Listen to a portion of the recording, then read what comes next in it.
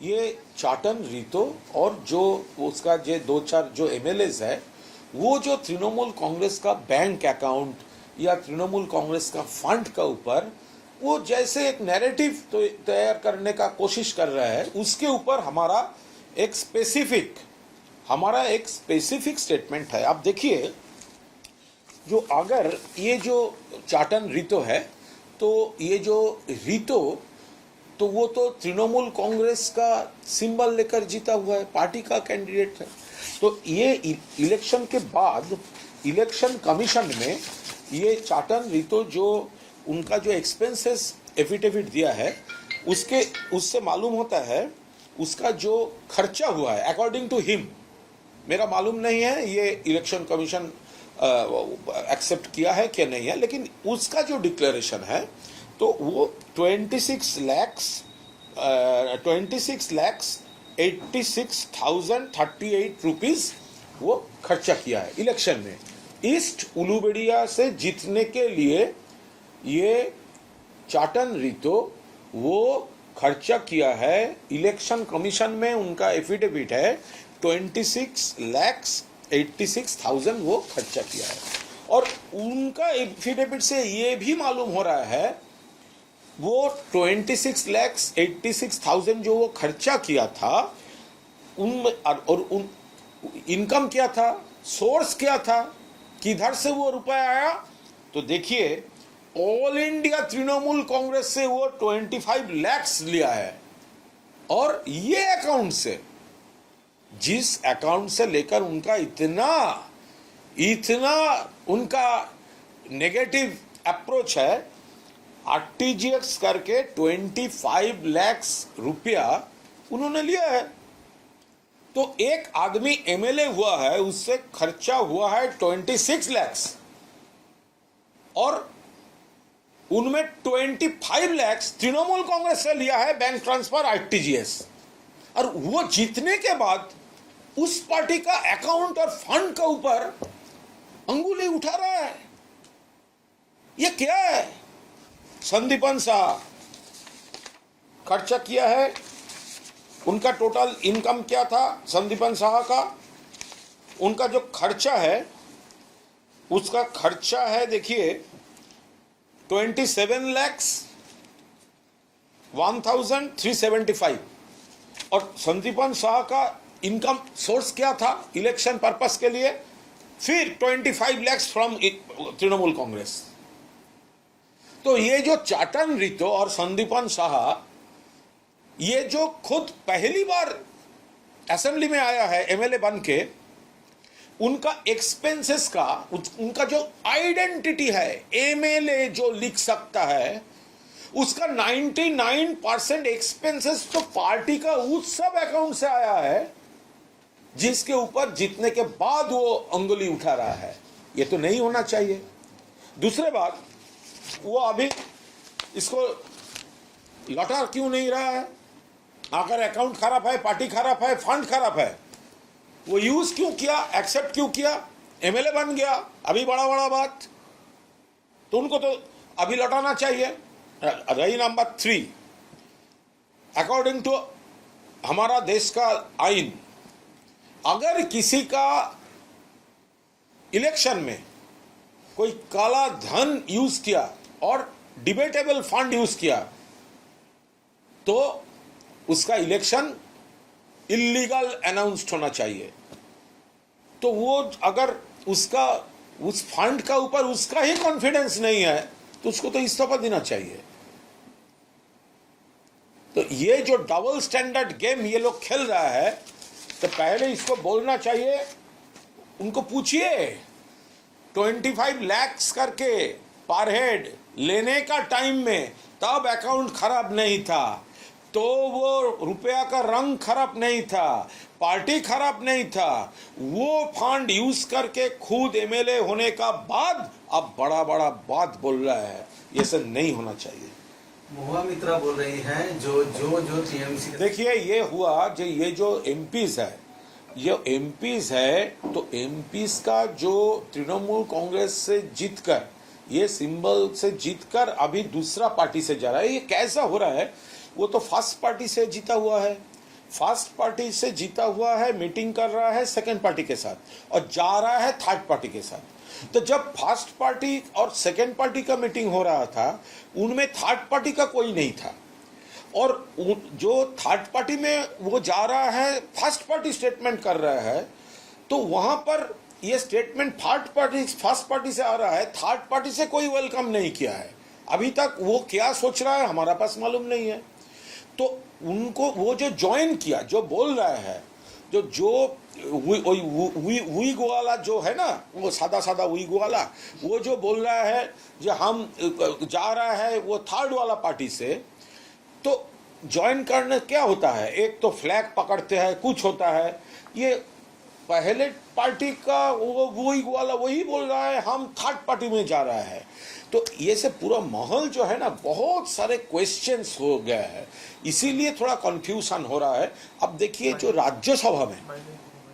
राज्यसभा में ये जो रेबल्स है वो रिजाइन कर रहा है, तो जवाहर सरकार जी रिजाइन किया, सुखेंदु शेखर राय रिजाइन किया, सुष्मिता देव मैडम रिजाइन किया, लेकिन ये लोकसभा वाला का अलग मॉडल है। राज्यसभा एक बात सेम बात बोल रहा है लेकिन रिजाइन कर रहा है, और लोकसभा सेम बात बोल रहा है, लेकिन ये जो एमपी सीट है ना पूरा पकड़ के बैठा है, इधर उधर दूसरे पार्टी तीसरे पार्टी उसका घर, ये सब चल रहा है। तो इसीलिए शायद कुछ चर्चा चल रहा है, मेरा मालूम नहीं। क्या योगा दिवस, योगा पुराना हमारा हेरिटेज है, योगा क्या बंगाल में नहीं है? अब जाइए ना, हमारा ये घर का उल्टा साइड में घोषस कॉलेज ऑफ फिजिकल एजुकेशन, पूरा दुनिया में बंगाली स्टूडेंट्स यहाँ से सीखकर पूरा दुनिया का 500-600 सेंटर्स है, वो लोग काम कर रहे हैं। तो ये हमारा पूरा ये योगा नए कुछ नहीं है, हम सब लोग ये योगा जानते हैं, चर्चा करते हैं। वो लोग एक पॉलिटिकल नैरेटिव तैयार करने के लिए अभी ये सब कर रहा है, तो कर रहा है, लेकिन मोदी जी आने के बाद बंगाल योगा देखा तो पहले तो उनको ये विष्णुचरण घोष का घर विजिट करना चाहिए, जो योगा क्या एक्चुअली होता है। वो प्रेम सुंदर दास, दिव्य सुंदर दास, विष्णुचरण घोष, ये हमारा विश्वनाथ घोष, इसका हिस्ट्री जानना चाहिए, उनका नाम बताना चाहिए था। पूरा दुनिया में योगा का फेमस किया ये बंगाली लोग ने। ममता बनर्जी खुद पूरा दिन ये सब करते हैं, लेकिन वो ये दिखाने का लिए ये तो पॉलिटिकल इवेंट कर दिया। ममता बनर्जी का टाइम में भी योग ऐसा ही था, और ममता बनर्जी खुद पूरा दिन भर ये सब करता है, तो ये दिखाने के लिए, शो ऑफ करने के लिए नहीं है। और हमारा सिलेबस में फिजिकल एजुकेशन जो क्लासेस है स्कूल में, वहां पे भी योग है, ऐसा कुछ नहीं। ये तो हमारा तो डर है, अभी दुर्गा पूजा का आने के बाद वो लोग बोलेंगे बंगाल में पूजा नहीं होता, इस फर्स्ट टाइम पूजा हो रहा है, ऐसे वो पॉलिटिकल नैरेटिव के पीछे पड़ा है, तो ऐसे ही बोलेंगे। ये तो बहुत बार बोला था, भूल भाल बोला था, नाम ठीक नहीं बोला था।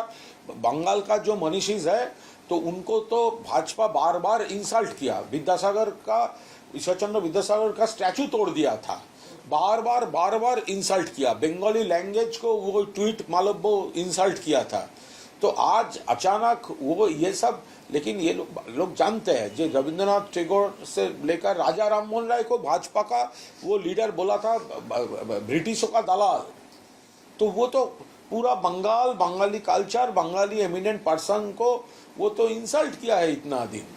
कल राज्य बजट है, क्या उम्मीद है आपसे? क्या उम्मीद है? राज्य बजट ऐसा होना चाहिए कि ममता दीदी जो काम शुरू किया था डिफरेंट प्रोजेक्ट्स में, और स्पेशली जो सोशल स्कीम्स है, कई करोड़ों इससे बेनिफिशियरी है, तो इसका पॉलिटिकली मोटिवेटेड वे से इसका कम कर देना नहीं चाहिए। सब ममता दीदी गरीबों के लिए, सबको लिए, सोसाइटी में सबके लिए जो स्कीम्स था वो पूरा चालू रहना चाहिए। वो लोग ये गवर्नर साहब का जो स्पीच में है अन्नपूर्णा योजना के बारे में, उसके आगे एक वर्ड है एलिजिबल वीमेन। तो what is the definition of eligible? तो एलिजिबल कंडीशंस वो लोग जो दे देगा तो उससे तो बहुत सारा लेडीज बाद चला जाएगा। ऐसा कंफ्यूजन हम लोग प्रोटेस्ट करेंगे, पूरा स्पेसिफाई करना चाहिए और हर एक जो सोशल सिक्योरिटी स्कीम में इन्वॉल्व है उसका रहना चाहिए इंफ्रास्ट्रक्चर। और दूसरा जो केस में ममता बनर्जी का गवर्नमेंट काम शुरू किया था उस पर प्रॉपर ध्यान देना चाहिए না। এর আগে নিটটা তো একটা কেলেঙ্কারি, লক্ষ লক্ষ ছেলে মেয়ের ভবিষ্যৎ নিয়ে মর্মান্তিক পরিণতি হয়েছে অনেকের। কেন্দ্রীয় সরকারের সম্পূর্ণ রকম ব্যর্থতা, অপদার্থতা देख আমরা नजर रखी। देखिए वेस्ट बंगाल का फिक्स्ड कोई डेट ऑफ बर्थ नहीं है, तो ये फॉर्मर सीएम क्या किया था, जो एडुकेशनिस्ट, हाँ, जो इतिहास से काम करते हैं, एडुकेशनिस्ट है, वो सबको लेकर उसका ओपिनियन सीख किया था और सब डिस्कस करके वो पहला बैशाख को पश्चिमबंग दिवस सजेस्ट किए थे। ममता बनर्जी वो एक्सेप्ट किया। कल्याणदा একজন দক্ষ আইনজীবী, মমতা বন্দ্যোপাধ্যায়ের একনিষ্ঠ সৈনিক, আজকের নয়, একদম সিনিয়র মোস্টদের মধ্যে একজন, একদিকে দক্ষ পার্লামেন্টেরিয়ান, সব মিলে এবং কল্যাণদা বহু মামলা দক্ষতার সঙ্গে লড়ছেন। আমার মামলায় তো কল্যাণদা ওই আদালত অবমাননা, যেটা আমার জোর করে এই রামবাম যারা মামলাটা করিয়েছিল, কল্যাণদা তো লড়াই করেছেন। ফলে এটা সম্পূর্ণ পার্টির ইন্টারনাল ব্যাপার। কল্যাণদা দিনের শেষে আপনারা দুদিন এসব মাথা ঘামাবেন, তারপর দিন দেখবেন মমতাদির পাশে কল্যাণ বন্দ্যোপাধ্যায়ই দাঁড়িয়ে আছে। আমি সুমিত রায়ের সম্পর্কে যা যা বলার বলেছি, আমি পার্টির মুখপাত্র, আমি সুমিত রায়ের মুখপাত্র নই। আইনের পথে চলবে, আর আমি সুমিত রায় নিয়ে বেশি বলবো না, আবার অনেকে রেগে যায়। দেখুন বেশ কিছু, দেখুন অভিযোগ দায়ের হওয়া মানেই তো আর সে অপরাধী নয়। অভিষেক বন্দ্যোপাধ্যায় বা তৃণমূলের বিভিন্ন নেতাদের টার্গেট করে যেসব অভিযোগগুলো হচ্ছে, এটা তো একদম অধিকাংশ হ্যারাস করার জন্য। দেখুন আমি মেরিট নিয়ে কোনো মামলার কথা বলবো না, সেটা সত্যি না মিথ্যা এসব নিয়ে আমি কোনো কথা বলতে যাব না, কিন্তু আমি এটা অবশ্যই বলবো টাইমিংটা নিয়ে একটা প্রশ্ন, যে এই সময় যদি ঝাঁকে ঝাঁকে মামলা হয় তাহলে তার রাজনৈতিক উদ্দেশ্য প্রণোদিত বিষয় থাকবে। দেখুন বরুণ বিশ্বাস নিয়ে আমি যদি কোনো ব্যক্তিকে কেন্দ্র করে যদি কোনো অভিযোগ বা প্রচার হয়, এ নিয়ে আমি একদম বলতে পারবো না, কারণ এখন সেই কোনো ব্যক্তিকে টার্গেট করার নানা রাজনৈতিক প্রেক্ষিত থাকতে পারে। কিন্তু আমি এটুকু বলবো, বরুণ বিশ্বাস একজন অসামান্য লড়াকু ছিলেন এবং দুষ্কৃতীরা তাকে খুব কুৎসিতভাবে হত্যা করেছিল, এ নিয়ে কোথাও কোনো সন্দেহ নেই। এবং তার পরিবার বা তার এলাকায় লোক, তারা যদি নতুন করে কোনো তদন্ত চান, সে সম্পূর্ণ তাদের ব্যাপার। তার বিরোধিতা অ্যাটলিস্ট আমরা করছি না, তার কারণ এটা অত্যন্ত একটা ওই জায়গায় একটা ত্রাস তৈরি হয়েছিল, একের পর এক ধর্ষণ, একের পর এক নারী নির্যাতন, এটা আগের জমানা থেকে হয়ে আসছিল। সুটিয়া ওই জায়গাটা একটা কুখ্যাত একটা গ্যাং ওখানে অপারেট করছিল, এবং বরুণ বিশ্বাস একজন শিক্ষক মশাই, এবং তিনি তাদের বিরুদ্ধে, সেই দুষ্কৃতী গ্যাংয়ের বিরুদ্ধে জনমত গঠন করা, একটা প্রতিরোধ গড়ে তোলা, সেগুলো তিনি করেছেন, বারবার আক্রান্ত হয়েছে এবং তাকে শেষ পর্যন্ত খুন করে দেওয়া হয়েছিল। ফলে তার বাড়ির লোক বা পাড়ার লোক যদি কোনো তদন্তে অসন্তুষ্ট থাকেন এবং তারা যদি নতুন করে কোনো তদন্ত করতে চান, তার বিরোধিতা করব না। তবে দেখতে হবে সেটা যেন একদম রাজনৈতিক ভেন্ডেটায় পরিণত না হয়। যেটা প্রধানমন্ত্রী নরেন্দ্র মোদী, তিনি গত 7 দিন অফিস কাছারির দিন রেড রোড বন্ধ করে সেখানে ম্যারাপ বেঁধে আজকে সকালে যেটুকু যোগ বিয়োগ করেছেন, নিশ্চয়ই তিনি করতে পারেন, এ নিয়ে কোনো বিষয় নেই। যোগ আমাদের অত্যন্ত জরুরি, যোগ আমাদের গর্বের। কিন্তু একটা বিষয় খুব স্পষ্টভাবে বলি, হঠাৎ এখন আজ থেকে হঠাৎ এই যোগ শুরু হলো, সেটা কিন্তু কোনো অবস্থায় এটা ভাবার কোনো কারণ নেই। প্রধানমন্ত্রী আজকে এসে বাংলায় তিনি যোগ দেখালেন, এটা ভাববেন না আমি যেখানে বসে কথা বলছি না, ঠিক আমার বাড়ির সামনে ঘোষেস কলেজ অফ ফিজিক্যাল এডুকেশন রয়েছে, যেটা গোটা পৃথিবীতে 600-700-র বেশি যাদের শাখা রয়েছে, তার ছাত্রছাত্রীদের, বিভিন্ন দেশের রাষ্ট্রনায়কদেরও তারা যোগ শিক্ষা করান। যোগ আমাদের একটা দীর্ঘদিনের, আমাদের সাধু সন্ন্যাসী প্রাচীনকাল থেকে এটা একটা ধারক বাহক এই সুস্থতার এই পদ্ধতির, এবং বাংলায় দীর্ঘদিন ধরে ব্যায়ামাচার্য, যোগাচার্য, এই ধরনের ঘটনা, তারা তাদের এই সাধন চর্চা চলছে, বাংলার মানুষ করেন। আপনি দিব্য সুন্দর দাস, প্রেম সুন্দর দাস, এদের নাম শোনেননি? আমরা বাচ্চাবেলা থেকে যারা ফিজিক্যাল এডুকেশন ক্লাসে বই পড়ে এসেছি, যারা বহু মানুষ জীবন চর্চার মধ্যে মিলিয়ে নিয়েছেন যোগ। তো হঠাৎ আজকে প্রধানমন্ত্রী এসে তিনি ওখানে বজ্রাসন আর শবাসন করেছেন বলে করতে হবে, তার তো কোনো মানে তিনি এসে শুরু করলেন, এটা মানে এটা এটা একদম একটা রাজনৈতিক ন্যারেটিভ তৈরি করার চেষ্টা। এতে দুর্গাপুজোর পর বলবে বাংলা এতদিন দুর্গাপুজো হতো না, এবার সরকার আসার পর আমরা দুর্গাপুজো করলাম, এরা তো এবার সেই সব করবে। যোগ এটি একটি অত্যন্ত গ্রহণযোগ্য স্বাস্থ্যকর একটা জীবন শৈলীর চর্চা, যেটা যুগ যুগ ধরে বাংলাতেও হয়ে আসছে। বাংলায় একাধিক যোগ কেন্দ্র রয়েছে এবং তারা পৃথিবীর বিভিন্ন দেশে শুধু সাধারণ মানুষ নয়, দেশ নায়কদের তারাই চর্চা করান। আমি আমাদের এই যেখানে বসে আপনাদের সঙ্গে কথা বলছি সেখানকার কথাও বলছি, জাপান থেকে আমেরিকা, আমাদের মানে এই এলাকার ছেলেরা এখান থেকে শিখে গিয়ে ওখানে যোগের কতগুলো কেন্দ্র করেছে দেখুন। সারা বিশ্ব জুড়ে বাংলার যোগের ছেলেরা সারা বিশ্বে ডমিনেট করছে। তো সেখানে দাঁড়িয়ে বিক্রম চৌধুরী, এসব নাম শুনেছেন তো আপনারা, বিক্রম চৌধুরী, প্রেম সুন্দর দাস, দিব্য সুন্দর দাস, বিশ্বনাথ ঘোষ, ব্যায়ামাচার্য বিষ্ণুচরণ ঘোষ, মানে এরকম আরও অনেকে আছেন যে যারা যোগকে একটা শিল্পে নিয়ে গেছেন। তো ফলে আপনারা জানেন, আমি আপনাদের কোনো কাজে লাগবে কিনা জানছি, এতখানি দেখেছি, আমাদের দেখা, আমার চোখে দেখা, আমার বাড়ির উল্টো দিকে ঘোষেস কলেজ অফ ফিজিক্যাল এডুকেশন, যোগের সুফল একটা গেলাসে রঙিন মাছ, সেই রঙিন জীবন্ত রঙিন মাছ সহ খেয়ে ফেললেন। বা যোগ বিভিন্ন পেশি দেখালেন, কথা বললেন, তারপর যখন বার করে দিলেন ওই গেলাসটা পুরো ভর্তি এবং সেই মাছ দুটোও কিন্তু বেরিয়ে এলো। অর্থাৎ যোগ যে একটা অসাধারণ, মানে শরীরটা যদি একটা মানে একটা আর্ট হয়, একটা একটা একটা একটা মানে মেশিনের একটা শৈল্পিক রূপ হয়, সেটাকে কিভাবে নিয়ে নিয়ন্ত্রণ করা যায় এটা যোগ দেখায়। এটা নরেন্দ্র মোদী এখানে এসে বজ্রাসনা শবাসন করেছেন বলে আমরা শিখছি, এসব ভাবার কোনো কারণ নেই। বাংলার মনীষীদের সম্মান তো মমতা বন্দ্যোপাধ্যায় দিতে শুরু করলেন। আগের জমানায়, বাম জমানায় তো সব আন্তর্জাতিক মানে আন্তর্জাতিক যেসব কমিউনিস্ট নেতা তাদের জন্মদিন মৃত্যুদিন এইসব হতো, হ্যাঁ, গোটা ব্যাপারটা হাত জোড় হতো না, গোটাটাই মুঠোর উপর ছিল। তো এখন মমতা বন্দ্যোপাধ্যায় তো মুঠো থেকে হাত জোড়ে এনেছেন বাংলাকে।